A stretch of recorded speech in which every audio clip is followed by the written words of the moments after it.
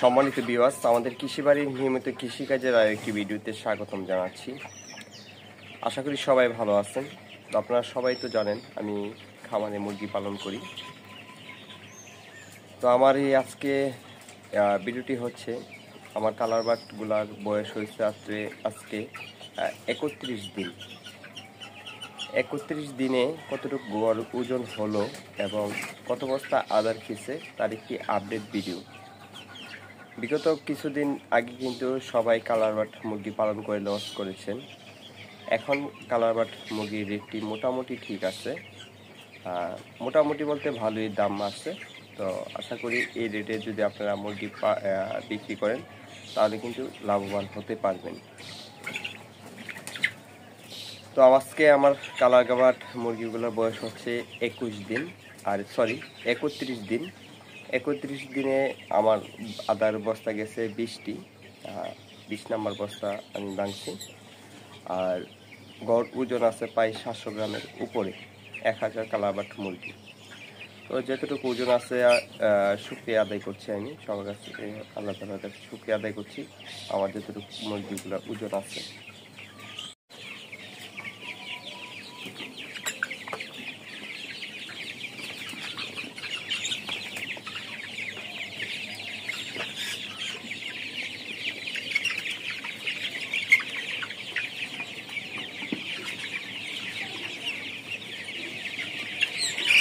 এই মুরগিগুলোকে কিন্তু আমি সেরকম কোনো মেডিসিন খাওয়াইনি, যে হাই অ্যান্টিবায়োটিক বা কোনো প্রকার বেশি অ্যান্টিবায়োটিক ওষুধ, সেরকম কোনো ওষুধ খাওয়াইনি।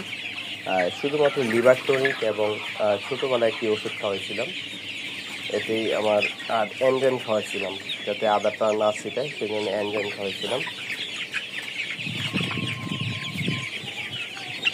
আর কোনো সেরকম ওষুধ খাওয়াইনি। আর আমি মনে করি যদি আপনি পানির পাত্রটা যদি ঠিক মতো 3 থেকে 4 বার পরিষ্কার করে দেন আর ভালো পানি যদি আপনি মুরগিগুলোকে খাওয়াতে পারেন, হ্যাঁ, তাহলে আপনার মুরগিগুলো সুস্থ থাকবে, বেশি সুস্থ থাকে। মেনই হচ্ছে মুরগির পানির থেকেই কিন্তু মুরগির অসুখগুলো ছড়ায় বেশি, পানি থেকেই মুরগির অসুখগুলো ছড়ায় বেশি। তো আপনার পানিটা যদি পরিষ্কার রাখেন, বারবার পরিষ্কার করে দেন, তাহলে কিন্তু মুরগিটা পানি খাবে বেশি এবং পানি খেলে তার ভিতরে রোগের আক্রমণটা কম ঘটবে।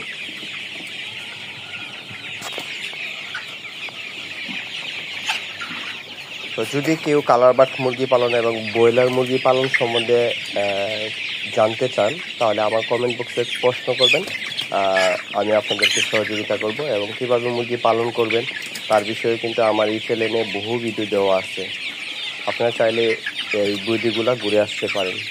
ধন্যবাদ সবাইকে।